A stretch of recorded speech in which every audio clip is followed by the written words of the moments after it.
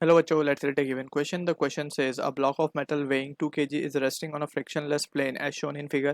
It is struck by a jet releasing water at a rate of 1 kg per second and at a speed of 10 meter per second. Then the initial acceleration of the block in meter per second square will be option A 3, option B 6, option C 5, option D 4. So इस question का जो key concept we need to understand is the concept of force exerted by water jet या फिर water column भी बोल सकते हैं हम इसको। ठीक है, तो यहाँ पे हमें अगर हम मान ले let suppose we have a pipe and through this pipe water is coming out. So ये वाटर जो है इट विल बी एक्सपीरियंसिंग और it will be exerting some force on the, अगर लेट से इसके सामने वॉल रखिए तो इस वॉल के ऊपर ये कुछ फोर्स लगाएगा।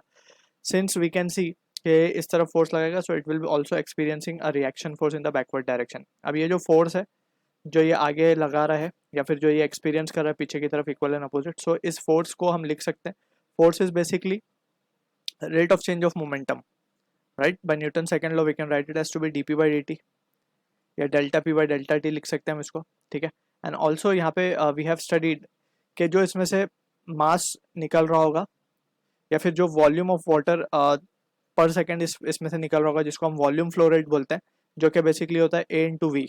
ठीक है ना, ये वॉल्यूम फ्लो रेट है।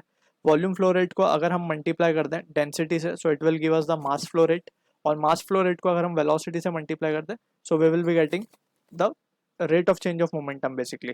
ठीक है ना, क्योंकि ये पूरा हमारा मास फ्लो रेट है यानी कि mass per unit time into velocity that is momentum per unit time which is nothing but force. So force का एक्सप्रेशन यहाँ से हमें मिलता है रो ए वी स्क्वायर।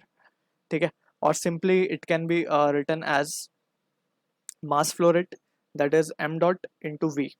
ठीक है, तो सिंपली इस तरीके से भी हम इसको लिख सकते हैं mass flow rate into velocity. So using this result will try to answer the question given. अब यहाँ पे also we need to understand by Newton second law what we can write as second law of Newton which is, इसी expression को हम basically force mass into acceleration भी लिख सकते हैं by Newton second law that is F net is equals to M into A.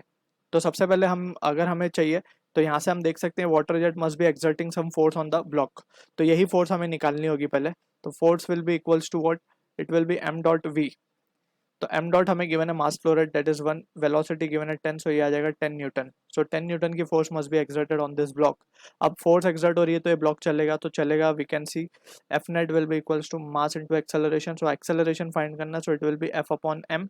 F हमें मिल चुका है 10, मास गिवन है 2, so it will be 5 metre per second square. So this is the answer for the question जो कि match होगा option C के साथ। So I hope you understood the solution. All the best.